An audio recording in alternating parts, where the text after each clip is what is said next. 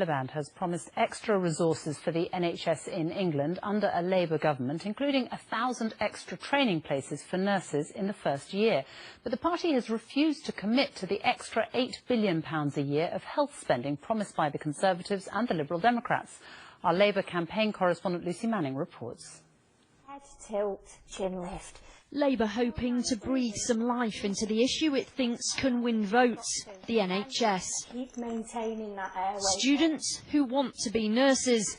The man who wants to be Prime Minister is promising Labour will train more.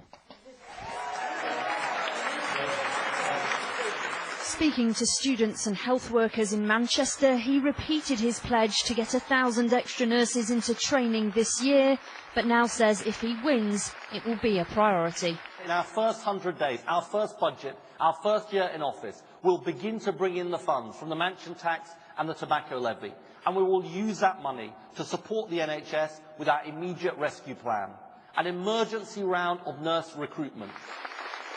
1,000 extra nurses, if this is Labour's big offer on the NHS, it's just tinkering at the edges, isn't it? It's not going to save the NHS. No, it's a proper plan. And look, this is a plan as part of 20,000 more nurses in our NHS. In 2010, there were 19,900 nurse training places. Now there are 700 fewer. As for the numbers of full-time nurses, in 2010 there were nearly 283,000.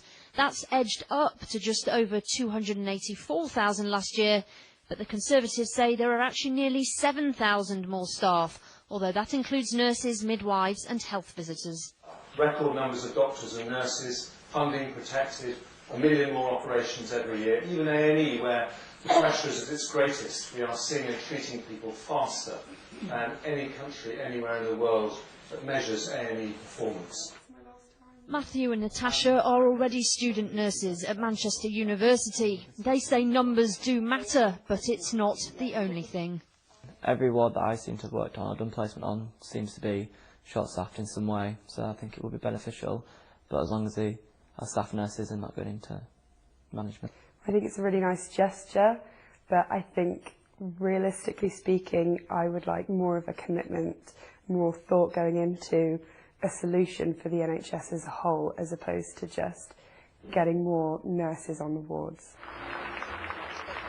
The big question for Labour is still funding. Lib Dems and the Tories are promising the £8 billion that the NHS needs.